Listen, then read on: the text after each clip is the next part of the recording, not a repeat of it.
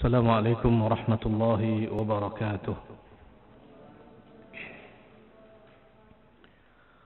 الحمد لله رب العالمين الذي جل عن المثيل والأنداد والأشباه، لا إله إلا الله وحده لا شريك له.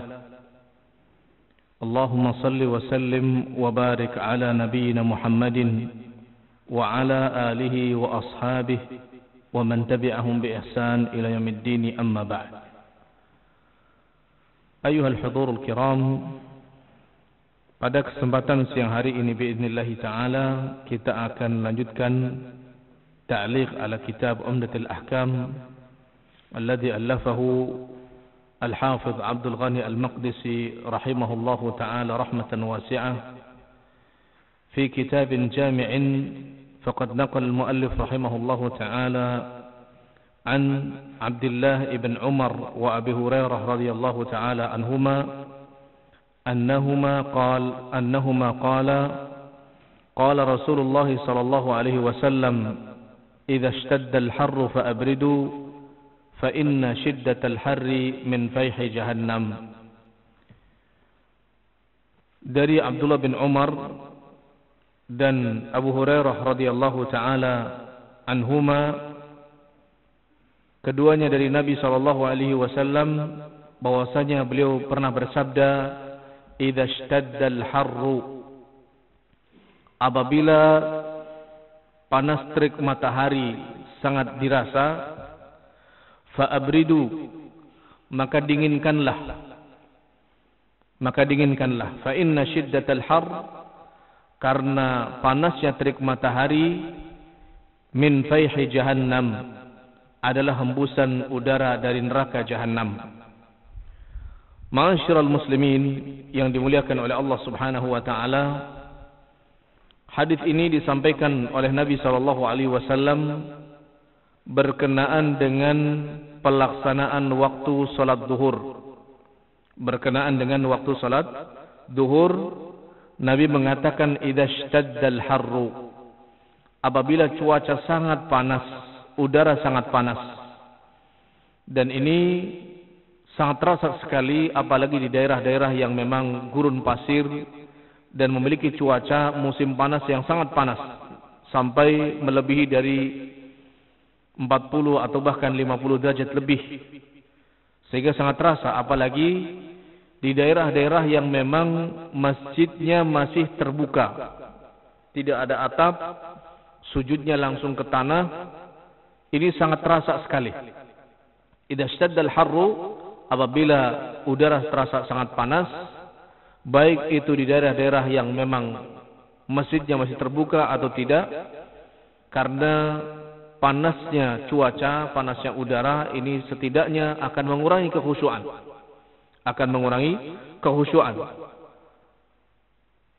Maka Nabi sallallahu alaihi wasallam mengatakan fa'abridu, maka dinginkanlah. Maksud dinginkan di sini pelaksanaannya diundur. Pelaksanaannya diundur, tidak harus di awal waktu. Tidak harus di awal waktu. Dan ini pada salat zuhur. Pada pelaksanaan salat zuhur, pelaksanaannya boleh diundur sampai cuaca, sampai udara lebih adem, lebih dingin, baru kemudian dilaksanakan salat zuhur. Nabi sallallahu alaihi wasallam mengatakan fa inna shiddatal har, karena panasnya cuaca, panasnya udara yang ada di saat zuhur ini, min fayhi jahannam, adalah hembusan udara dari neraka jahannam. Sementara ini kita sering memberikan ta'lil, memberikan argumentasi bahwa di siang hari itu panas akibat terik panas matahari. Nabi sallallahu alaihi wasallam beliau mengingatkan bahwasanya ada rahasia di balik itu semuanya. Panasnya di siang hari itu bukan karena matahari, tapi ada sisi lain. Nabi sallallahu alaihi wasallam mengatakan fa inna shiddatal harri min fayhi jahannam, karena panasnya cuaca, panasnya udara di siang hari, di waktu-waktu zuhur, itu adalah hembusan udara dari neraka jahannam. Hadis ini mengingatkan kita semuanya dengan hadis Abdullah bin Mas'ud radhiyallahu taala anhu yang pernah bertanya kepada Nabi sallallahu alaihi wasallam tentang salat di awal waktu. Nabi sallallahu alaihi wasallam pernah ditanya, ayyul a'mali ahabbu ila Allah? Amal apa yang paling dicintai oleh Allah Subhanahu wa taala? Kemudian Nabi sallallahu alaihi wasallam mengatakan as-salatu ala waqtiha. Salat yang dikerjakan di waktunya. Di dalam riwayat yang lain, salat yang dikerjakan di awal waktunya. Memang Allah Subhanahu wa taala menetapkan bahwa setiap salat itu ada waktu-waktunya. Dan Jibril alaihissalam mengajari Nabi sallallahu alaihi wasallam untuk melaksanakan salat pada waktunya. Dan sudah dijelaskan kapan waktu awal dan kapan akhirnya. Namun yang paling afdal melaksanakan salat fardu itu di awal waktu dengan berjamaah. Dengan berjamaah. Ini pada asalnya. Jadi hukum asalnya syariat salat jamaah itu dikerjakan pada awal waktu salat. Pada awal waktu salat dan dikecualikan dua salat. Dikecualikan dua salat. Jadi salat fardu afdalnya dikerjakan pada awal waktunya. Kecuali dua salat. Salat yang pertama adalah salat duhur. Salat duhur berdasarkan hadis Ibnu Umar, hadis Abu Hurairah yang sedang kita kaji ini, Nabi sallallahu alaihi wasallam mengatakan idza shtaddal harru fa abridu fa inna shiddatal harri min fayhi jahannam.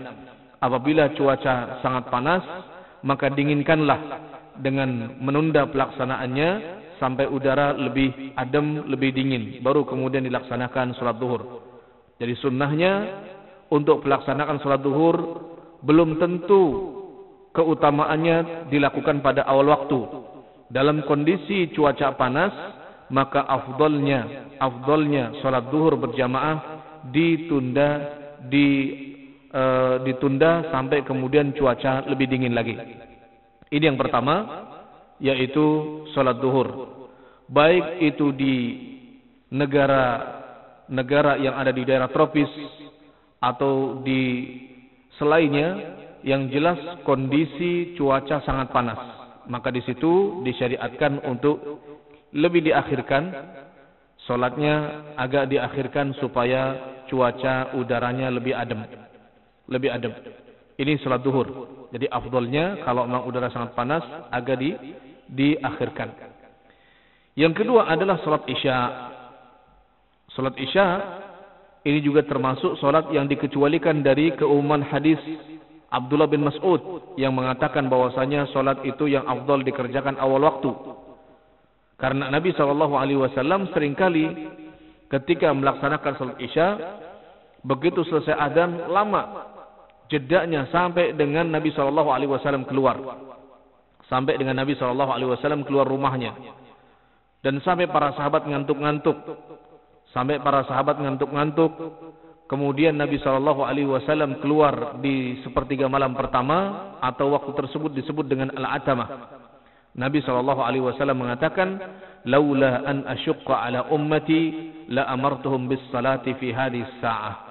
Kalaulah aku tidak memberatkan umatku, tentu aku akan perintahkan mereka menunaikan salat isya di waktu ini, yaitu waktu atamah, dan itu terjadi pada sepertiga malam pertama.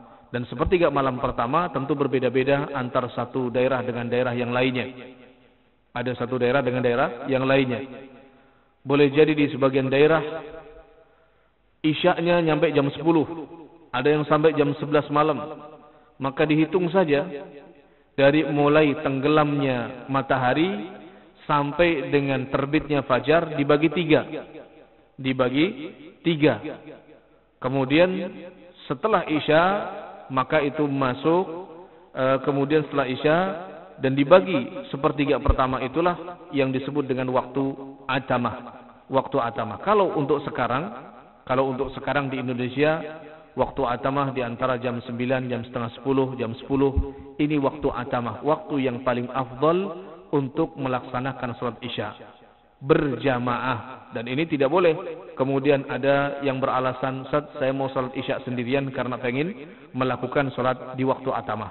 ini terjadi dan dengan disepakati antar jamaah, kalau memang jamaah sepakat untuk melaksanakan salat isya berjamaah di waktu atamah, maka disunnahkan untuk dilakukan. Tapi jika tidak sepakat, apalagi di satu masjid atau musalla di mana masyarakatnya banyak pekerja keras dari pagi bahkan dari malam, sehingga datang waktu isya pun sudah dalam kondisi sangat ngantuk, maka kalau kondisi demikian lebih baik salat jamaah dikerjakan di awal waktu, karena ini akan menopang, mendukung mereka-mereka yang sangat kecapean sehingga tidak terlalu malam. Dalam hal ini Nabi SAW pernah mengecam Mu'adz ibn Jabal radhiyallahu taala an yang melakukan salat dengan bacaan yang sangat panjang, sampai sebagian jamaah keluar dari masjid karena saking panjangnya. Karena saking panjangnya membaca Al-Baqarah, membaca Ali Imran, kemudian ditegur oleh Nabi SAW, "Ya Mu'adz, afattanun anta?" Wahai Mu'adz, kamu membawa fitnah di tengah masyarakatmu. Ini menunjukkan bahwasanya seorang dalam menunaikan salat ketika dia menjadi imam harus memperhatikan siapa yang ada di belakangnya. Boleh jadi kebanyakan orang-orang tua, apalagi di perumahan-perumahan yang di situ banyak pensiunan, tentu tidak tepat untuk melaksanakan salat dengan rakaat yang panjang. Tapi jika misalnya jamaahnya adalah syabab, anak-anak muda yang masih kuat, mampu untuk diajak salat panjang, tentu ini lebih baik lagi. Yang jelas, dua salat ini dikecualikan dari keumuman salat-salat yang lainnya. Kaidah yang bisa kita ambil bahwa pada asalnya salat fardu yang lebih utama dikerjakan berjamaah di awal waktu. Dikerjakan berjamaah di awal waktu kecuali dua salat. Yang pertama adalah salat zuhur dalam kondisi cuaca yang sangat panas. Dalam kondisi cuaca yang sangat panas, maka disunnahkan untuk diakhirkan. Adapun kalau cuacanya tidak panas, musim hujan atau musim dingin, maka tidak berlaku hadis ini. Tidak berlaku hadis ini. Karena hadis tersebut memberikan ta'lil kalau kondisi cuaca sangat panas, kemudian hal ini membuat orang salatnya tidak khusyuk, apalagi dulu tidak ada atap, langsung di bawah terik matahari. Demikian juga sujudnya langsung di tanah. Kalau tanah walaupun pasir terkena panas terik matahari, sangat panas sekali. Sehingga disyariatkannya kalau memang kondisi panas agak diakhirkan. Yang kedua adalah salat isya. Salat isya itu sunnahnya jika disepakati dilakukan di waktu atamah, itu lebih afdal daripada dikerjakan di awal waktu. Dari hadis ini faedah yang bisa kita ambil, annal Islam dinu yusrin, bahwasanya Islam adalah agama yang sangat mudah, yang sangat memperhatikan tentang hajat hidup manusia, yang sudah diukur oleh Allah Subhanahu wa taala bahwa manusia itu mampu melakukan. Sehingga ketika ada panas, cuaca panas tidak mendukung salat khusyuk, diundur oleh Allah Subhanahu wa taala dari awal waktunya menjadi lebih akhir, dan ini menunjukkan bahwasanya agama Islam adalah agama yang mudah. Betapa banyak syubhat yang sekarang digulirkan oleh misionaris selalu mendatangi orang-orang yang lemah imannya.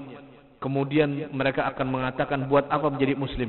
Agama yang sulit, agama yang menyengsarakan, agama yang memberatkan, suruh puasa 1 bulan, suruh sholat apalagi dalam waktu subuh, ngantuk, ini itu dan lain sebagainya. Ini syubhat yang sering dilontarkan oleh para misionaris untuk memurtadkan kaum muslimin. Dan kaidahnya jelas sekali, agama Islam adalah agama yang sangat mudah. Ketika Nabi SAW mengatakan, idza ishtaddal harru fa'abridu. Faedah yang kedua, annal ahkam minha mu'allalah wa minha ta'abbudiyah. Bahwasanya hukum-hukum yang ada dalam Islam terbagi menjadi dua. Hukum yang ada dalam Islam terbagi menjadi dua. Yang pertama mu'allalah, ada illahnya, ditetapkan karena ada alasannya. Ditetapkan karena ada alasannya. Dan yang kedua ta'abbudiyah. Dan yang kedua, hukum yang ditetapkan dalam Islam dan sifatnya ta'abbudi, yang tidak dijelaskan argumentasi asal penetapan syariat tersebut. Manfaat kita mengetahui hukum-hukum yang mu'allalah. Ada argumentasi penetapan syariatnya. Ketika misalnya seorang dilarang untuk sholat dalam kondisi menahan kencing. Demikian juga seorang hakim tidak boleh memutuskan satu perkara dalam kondisi sedang kebelet, BAB ataupun kencing atau dalam kondisi marah. Ini tentu akan memberikan dampak pada penetapan hukumnya. Hukum yang misalnya tidak adil karena dia tidak konsentrasi dan lain sebagainya. Maka di sini hukum-hukum yang sudah diberi illah, sudah diberi alasan oleh syariat. Ini memberikan faidah kepada kita. Hukum-hukum yang disebutkan illahnya, disebutkan alasannya, disebutkan argumentasinya. Yang pertama, lebih mudah untuk kita amalkan.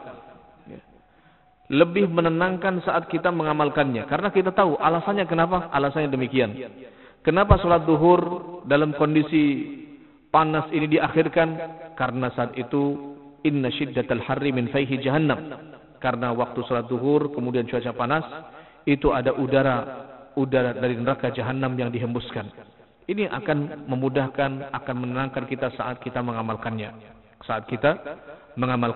Jadi akan lebih tenang saat kita mengamalkannya. Yang kedua, dengan adanya hukum-hukum yang disebutkan oleh Allah Subhanahu wa taala alasannya, ini akan menguji mukallaf, akan menguji hamba-hamba Allah Azza wa Jalla saat melaksanakan hukum-hukum yang tidak mu'allalah. Hukum-hukum yang sifatnya ta'abbudi. Hukum-hukum yang ditetapkan oleh Allah Azza wa Jalla dan Allah Azza wa Jalla tidak menjelaskan hikmahnya apa. Contohnya misalnya ruku. Kenapa kita ruku dengan misalnya melakukan seperti yang kita lakukan saat ruku? Kenapa saat ruku tidak kemudian kepalanya ke atas saja? Ini perintah yang seperti ini ta'abbudi. Ta'abbudi. Kita tidak tahu alasannya apa, yang paling penting kita taat. Di situ ada hikmahnya dari Allah Subhanahu wa taala. Kita tidak usah bertanya kenapa kita rukuk demikian. Kenapa kok kita kalau sujud kepalanya di bawah, tangannya di samping, lututnya nempel. Kenapa demikian? Ini hukum yang sifatnya ta'abbudiyah. Sifatnya ketika kita laksanakan berarti kita sedang beribadah kepada Allah Subhanahu wa taala tanpa harus kita tahu alasannya kenapa. Begitu Allah perintahkan, begitu Nabi syariatkan, maka kita disyariatkan untuk melaksanakannya. Ya. Disyariatkan untuk melaksanakannya cukup dengan hukum, dengan argumentasi yang umum, alasan yang umum.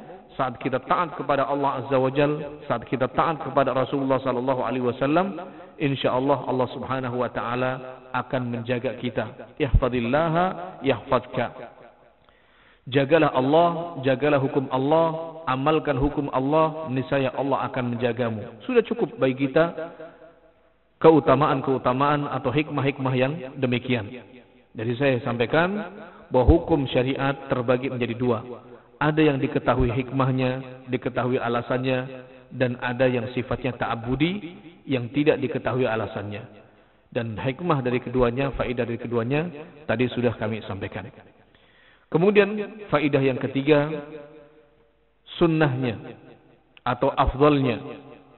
Ketika cuaca di waktu zuhur panas, pelaksanaan salat zuhur berjamaah ditunda sedikit dari awal waktunya. Ditunda sedikit dari awal waktunya supaya salatnya bisa lebih khusyuk. Supaya salatnya lebih khusyuk. Kemudian di antara faedah yang bisa kita ambil, fa inna syiddatal harri min fayhi jahannam, itsbatu jahannam. Hadis ini menetapkan bahwa neraka jahannam itu ada. Neraka jahannam itu ada. Dengan demikian, faedah ini membantah faedah selanjutnya. Hadis ini membantah syubhatnya atau pemikiran orang-orang Mu'tazilah yang mengatakan bahwasanya neraka jahanam itu tidak ada sekarang. Mereka mengatakan kalau ada sekarang buat apa? Mereka mengatakan kalau neraka jahanam sekarang ada buat apa? Landasan mereka logika. Di dalam Al-Quran banyak sekali Allah menetapkan adanya neraka jahanam. Bahkan Nabi SAW melihat langsung saat beliau dimi'rajkan oleh Allah Subhanahu wa taala ke neraka jahanam. Jadi neraka itu ada. Di antara faedah yang bisa kita ambil, wa inna adzab jahannam tsabit. Kalau tadi ditetapkan neraka jahanam ada, faedah selanjutnya bahwa azab di neraka jahanam itu sudah tersedia. Azab di neraka jahanam itu sudah tersedia. Buktinya apa? Panasnya saja kita rasakan di dunia. Ketika cuaca panas, kita berpikir, oh ini dari panas matahari. Ternyata Nabi mengatakan tidak. Nabi mengatakan bahwa cuaca panas ini karena akibat udara, pengaruh dari udara neraka jahanam yang sangat panas sampai berhembus ke dunia. Bisa kita rasakan dalam kondisi jauh. Antum mungkin tidak merasakan daerah-daerah yang panasnya sampai 50 derajat. Sampai 50 derajat. Dulu waktu kami belajar itu kalau sudah musim panas, kerupuk tidak usah ditaruh di toples. Ya. Renyah terus. Karena apa? Udaranya panas. Udara panas hari ini di tembok sampai besok masih ada. Ya. Sampai pagi antum mandinya pakai air hangat terus, tidak perlu ke guci. Udah panas semuanya. Bahkan ketika dimasukkan ke ember ditunggu sampai dingin. Waktu panas seperti itu ditunggu sampai airnya dingin. Karena kalau langsung dari water torrent dipakai mandi nggak kuat. Panasnya luar biasa. Nah, ini seperti ini sangat terasa sekali. Sangat terasa sekali di dalam panas, di luar panas. Bisa antum bayangkan. Dan masih banyak lagi faedah yang sebenarnya bisa kita ambil dari hadis ini. Mudah-mudahan yang kami sebutkan cukup. Wassallallahu ala nabiyina Muhammad wa ala alihi wa sahbihi wasallam. Subhanaka wa bihamdik asyhadu an la ilaha illa anta astaghfiruka wa atubu ilaik. Assalamualaikum warahmatullahi wabarakatuh.